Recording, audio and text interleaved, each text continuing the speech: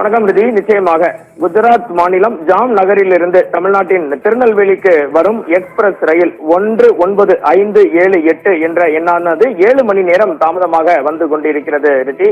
இதற்கு என்ன காரணம் என்று கேட்டீர்கள் என்றால், கர்நாடகா மாநிலம் மங்களூரு அருகே, குறிப்பாக சொல்ல வேண்டும் என்றால் கர்நாடக மாநிலம் மங்களூரு அருகே குலசேகர தோக்கூர் மற்றும் தொக்கூர் ரயில் நிலையங்களுக்கு இடையே பெரும் மழையினால், தென்மேற்கு பருவமழையினால் ஏற்பட்ட நிலச்சரிவு காரணமாக 7 மணி நேரத்திற்கும் மேலாக தாமதமாக இந்த ரயில் வந்து கொண்டிருக்கிறது.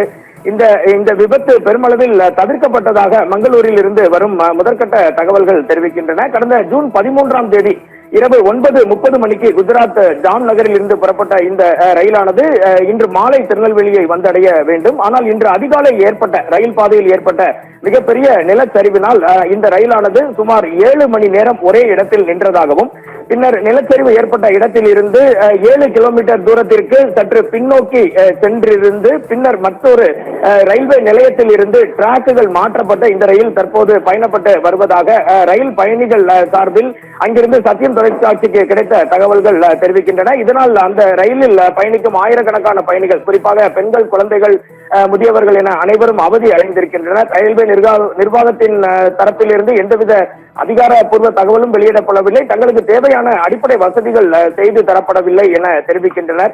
எது எப்படி இருந்தாலும் 7 மணி நேரமாக அந்த ரயிலில் பயணித்த பயணிகள் தவித்து போயிருக்கின்றனர். தற்போது மாற்றுப்பாதையில் அந்த ரயில் இயக்கப்பட்டு வருகிறது. அவர்களுக்கு தேவையான உதவிகளை செய்து கொடுக்குமாறு அவர்கள் தெற்கு ரயில்வேயிடம் கோரிக்கை விடுத்திருக்கின்றனர். ரிதி.